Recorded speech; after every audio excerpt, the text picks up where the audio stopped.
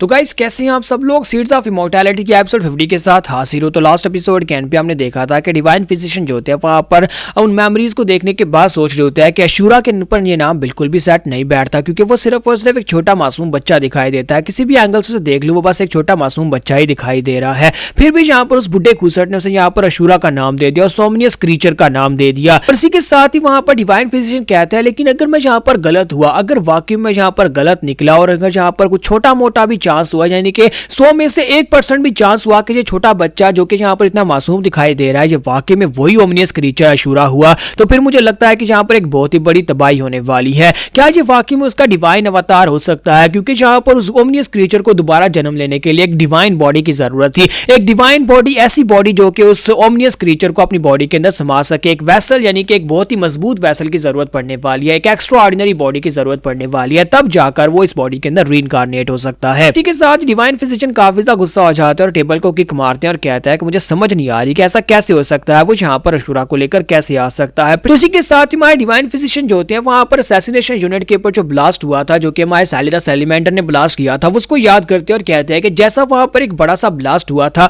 वो बड़ा सा ब्लास्ट जो होता है वो सिर्फ और सिर्फ 2 ही बड़ी स्पिरिट्स कर सकती हैं। उनमें से एक तो है क्रिम्सन सैलिमेंडर है या फिर एक इन्फिनिट होता है, वो यहाँ पर इतना बड़ा ब्लास्ट कर सकते हैं। और मुझे लगता है कि ये डिवाइन स्पिरिट्स का ही काम है और मुझे लगता है ये सालिदा सैलिमेंडर का काम है। और दूसरा, जहां पर हमारी ब्लैक वॉच यूनिट के ऊपर उन बड़ी सी बेलों ने अटैक किया था, ये बड़ी बड़ी बेलें जो हैं ये तो उस बुढ़े खूसट के पास कुछ खास बीज हुआ करते थे। बुढ़ा खूसट उन बीजों के साथ खेला करता था और ये बीज जो है उसी के उगाए हुए हैं। और मुझे लगता है ये बात वाकई में कंफर्म है कि बुढ़ा खूसट वही है। लेकिन मैं चाहे जहां पर इसके ऊपर कितना ही गौर क्यों ना कर लूं, लेकिन मुझे लगता है कि वो लड़का, वो अशूरा जिसे अशूरा का नाम दिया गया है, वो लड़का यहाँ पर कुछ भी नहीं है। उसकी औकात यहाँ पर मेरे सामने फिलहाल कुछ भी नहीं है, क्योंकि उसकी फाइटिंग पावर को देखकर ऐसा ही लगता है कि मैं यहाँ पर चुटकी बजाकर उसे मार सकता हूँ। चाहे जितना भी यहाँ पर मैं उसके ऊपर गौर कर लूं, मुझे लगता नहीं है कि इसके बॉडी के अंदर किसी ने यहाँ पर डिवाइन अवतार लिया है, यानी कि इस डिवाइन अवतार के अंदर वो किसी ने रीइंकार्नेट किया उस ओमनियस क्रीचर ने। मैं यहाँ पर अपने R2 प्रोटेक्टर बीस्ट को देखूं तो मुझे लगता है कि अगर यहाँ पर उनको हरा दिया गया तो ये इतनी बड़ी बात भी नहीं है, क्योंकि उनमें से 3 लोग जिनको हरा गया वो तीनों ही यहाँ पर इंसान थे और इन तीनों इंसानों को मैंने यहाँ पर दोबारा से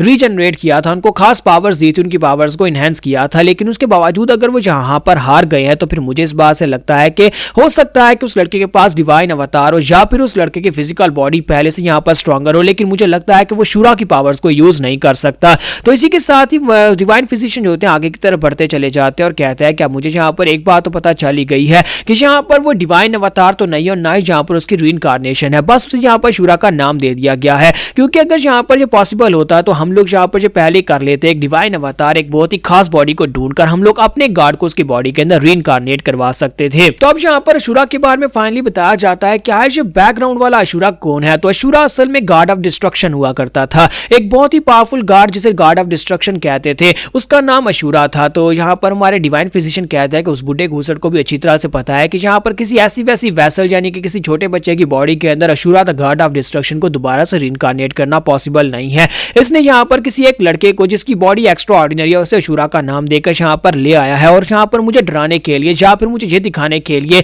कि उसके पास अशूरा है जो कि रीइंकार्नेट हो चुका है और मैं यहाँ पर उसे डर जाऊंगा, ऐसा बिल्कुल भी नहीं होने वाला। और जब वहां पर डिवाइन फिजिशियन खड़े होते हैं तो इसी के साथ ही उसका पोवान उसे कहता है कि मास्टर क्या हो गया, आप यहाँ पर थोड़े चिंतित लग रहे हैं, मुझे लगता है कि आप यहाँ पर उन आउटलैंडर्स के बारे में सोच रहे हैं। तो वो कहता है कि हाँ मैं यहाँ पर आउटलैंडर्स के बारे में सोच रहा हूँ। तो पोवान उसे कहता है कि सर मुझे बस यहाँ पर एक इशारा करे, आप मुझे ऑर्डर दे, मैं अभी जाता हूँ और जाकर उन दोनों के सर काट कर आपके पास लेकर आता हूँ। क्योंकि अगर यहाँ पर हमारे 3 बीस्ट मर चुके हैं लेकिन तीनों बीस्ट हमारे गार्डियन प्रोटेक्टर बीस्ट के बराबर तो बिल्कुल भी नहीं है। डिवाइन फिजिशियन उसे कहता है कि नहीं मैं तुम्हें नहीं जाने दे सकता। तो पोवान कहता है कि मास्टर ऐसा क्यों, क्या आपको लगता है कि मैं यहाँ पर उनसे फाइट करके उनको हरा नहीं सकता, या आपको लगता है कि मैं भी यहाँ पर गार्डियन बीस्ट की तरह कमजोर हूँ, मारा जाऊंगा। तो डिवाइन फिजिशियन उसे कहते हैं नहीं ऐसी बात नहीं है, मैं यहाँ पर इस बारे में बिल्कुल भी श्योर नहीं हूँ कि तुम्हें वहां पर जाना चाहिए और अगर तुम वहां पर जाते हो तुम वहां पर से सही सलामत वापस आ पाओगे, मुझे इस बात का बिल्कुल भी भरोसा नहीं है। इसी वजह से मैं तुम्हें वहां पर जाने नहीं दे सकता, क्योंकि तुम्हें यहाँ पर सच्चाई के बारे में कुछ भी नहीं पता, जो मैं जानता हूँ वो तुम नहीं जानते। क्योंकि अगर यहाँ पर अशूरा वाकई में वो अशूरा है तो फिर तुम भी इस फाइट को जीत नहीं सकते। वैसे भी मुझे लगता है कि एक ना एक दिन तो हमारा आमना सामना होने ही वाला है, वो लोग यहाँ पर हमारी तरफ आगे बढ़े और वो बुढ़ा मास्टर मेरे लिए यहाँ पर आया है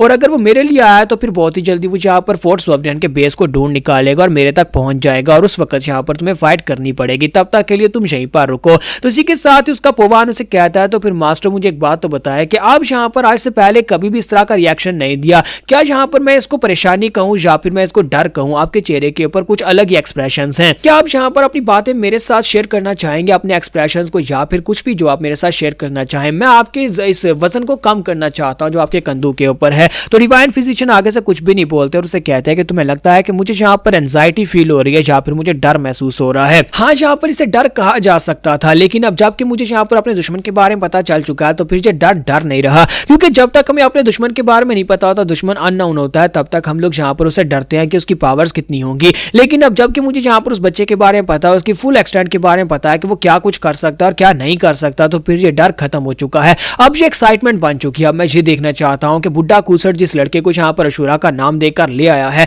क्या वाकई में वो गॉड ऑफ डिस्ट्रक्शन की तरह ही उन पावर्स को यूज करके मुझे यहाँ पर पकड़ पाएगा या नहीं। जबकि यहीं पर से नेक्स्ट सीन जो होता है हमारे चीफ का दिखाता है कि हमारे चीफ जो होते हैं दूर खड़े देख रहे होते हैं और वहां पर सामने ह्योन जो होता है हमारे शूरा को ट्रेनिंग दे रहा होता है। वो सिर्फ वहां पर की पावर को बैलेंस करना और उसे यूज करना सिखा रहा होता है। तो चीफ देख रहे होते हैं कि वहां पर क्या हो रहा है, तो वहीं पर दिखाते हैं कि हमारा शूरा जो होता है वो एक पत्थर के ऊपर डंडा मारकर उस पत्थर को तोड़ देता है। ह्योन उसे कहता है नहीं नहीं नहीं, मैं यहाँ पर तुमसे क्या कह रहा हूँ, मैं कह रहा हूँ कि अपनी की पावर को यूज करो, यहाँ पर डंडे को इस तरह मत मारो कि अपनी स्ट्रेंथ के साथ पत्थर को तोड़ो, बल्कि अपनी की पावर को रिलीज करके डंडे को हल्का सा मारो, पत्थर को टूटना चाहिए। तो हमारा शूरा कहता है मैं यहाँ पर डंडा मार के पत्थर तोड़ सकता हूँ, तो फिर मुझे अपनी की पावर को यूज करने की जरूरत क्या है। तो ह्योन उसे कहता है कि मैं यहाँ पर तुम्हें क्या सिखा रहा हूँ और तुम यहाँ पर आगे से क्या बातें कर रहे हो, मैं तुम्हें कह रहा हूँ कि तुम्हें ये करना है, तुम्हें बस अपनी बाजू को घुमाना है और डंडे को इसके ऊपर मारना है। तो शूरा कहता है कि मुझे यहाँ पर अच्छी तरह से पता है कि डंडे को कैसे घुमाते हैं। तो ह्योन चलाकर उसे कहता है कि तुम्हें बिल्कुल भी समझ नहीं आ रही मैं यहाँ पर तुमसे क्या कह रहा हूँ, क्या तुम समझना नहीं चाहते? आखिर तुम यहाँ पर इस तरह कैसे हो सकते हो? लगता है कि मुझे यहाँ पर तुम्हें अच्छी तरह से पीटना पड़ेगा तब तुम्हें समझ आएगी। जब किसी के साथ ही शूरा उसे कहता है कि हाँ मुझे पीट कर दिखाओ, फिर देखते हैं, और साथ ही वो दोनों वहां पर लड़ना शुरू कर देते हैं। शूरा उसके ऊपर अटैक करने लग जाता है और इसी के साथ ही शूरा उसे कहता है कि अगर तुम यहाँ पर ये समझ रहे हो कि तुम मेरे कोई मास्टर बन गए हो तो अपने दिमाग को जरा सेट करो। मैं यहाँ पर सिर्फ और सिर्फ चीफ की वजह से तुम्हारी बातें सुनना, वरना तुम्हारी बकबक मैं सुनता भी नहीं। तुम यहाँ पर मुझे जो सिखाने की कोशिश कर रहे हो मुझे नहीं लगता कि मैं कभी सीख पाऊंगा। जबकि ह्योन उसे कहता है कमीने कहीं कि मैं तुम्हारा मास्टर बनकर तुम्हें सिखा रहा हूँ और अगर से तुम मेरे साथ बदतमीजी कर रहे हो, अगर ऐसी बात है तो फिर ठीक है, मैं यहाँ पर तुम्हारी तशरीफ को कूटता हूँ तभी तुम्हें यहाँ पर समझ आएगी। मैं तुम्हें तुम्हारी भाषा में समझाने वाला हूँ। और दोनों वहां पर लड़ना शुरू कर देते हैं। जबकि हमारे चीफ कहता है कि मुझे तो लगा था कि ये लड़का ह्योन यहाँ पर इसे की पावर को यूज करना सिखाएगा जिससे शूरा की पावर्स बढ़ेंगी, लेकिन लगता नहीं है कि शूरा यहाँ पर कुछ सीख पाएगा।